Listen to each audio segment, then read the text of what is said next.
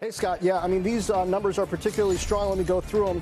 Qualcomm reports earnings for fiscal Q2 of $11.16 billion versus $10.6 billion expected, and earnings per share of $3.21 versus $2.91 expected. Also on the guide, very strong. They're guiding to a midpoint of $10.8 billion for fiscal Q3.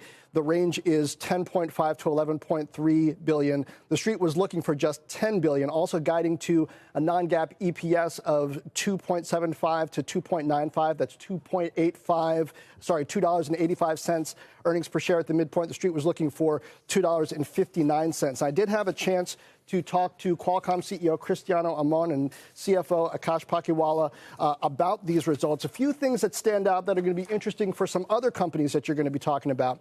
Qualcomm partly outperformed because of Samsung. The Galaxy S22. Qualcomm had more than 75% share of the chips, critical chips in that phone versus 40% in last cycle. So they're winning there. The IoT business in Qualcomm, which Cristiano Amon has been talking a lot about, saying, hey, we're not just about handsets. Remember that business grew 61% year over year to $1.7 billion.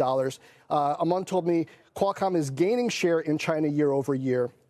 Now, all is not rosy for the market overall. He said Qualcomm did see China weakness in lower-tier handsets, which, of course, is not where they focus. And Qualcomm's guidance does assume a COVID recovery in China by the end of fiscal Q3. And if that doesn't happen, then this kind of beat and raise might be perhaps less of a raise.